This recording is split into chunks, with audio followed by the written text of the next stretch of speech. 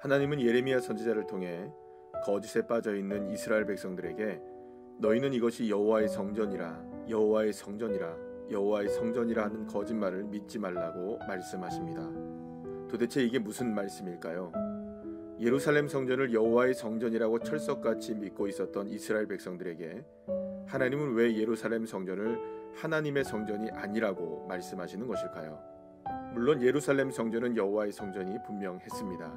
그러나 하나님의 성전이려면 그에 합당한 분명한 이유가 있어야 합니다. 하지만 하나님은 이스라엘 백성들이 가정과 거리에서는 물론 심지어 성전에서도 우상 숭배와 간음 그리고 수많은 도적질과 거짓과 죄악에 물들어 있다고 말씀하십니다.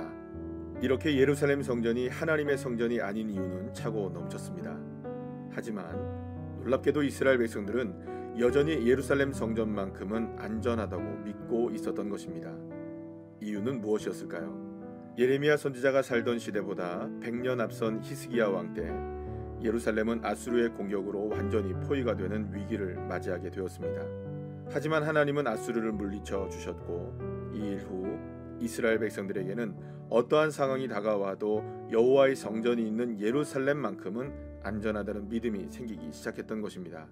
하지만 제 아무리 예루살렘 성전이라 해도 죄와 우상에 빠져 하나님을 떠나 하나님의 성전이 아닌 이유가 수없이 많은 그곳을 하나님의 성전으로 인정할 수는 없었습니다. 예레미야는 이 이야기를 성전 입구에서 외쳤습니다. 하지만 그들은 이 외침에 귀 기울이지 않았던 것입니다.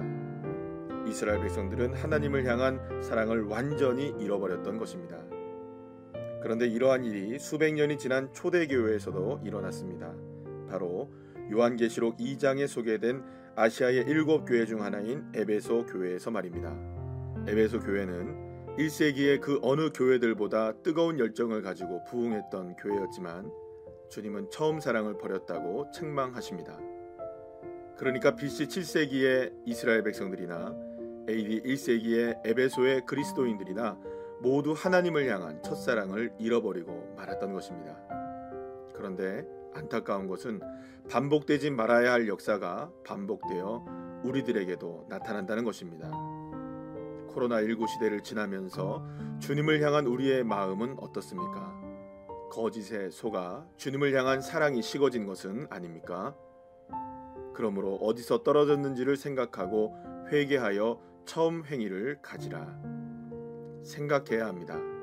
내가 지금 어디에 떨어져 있는지를 말입니다.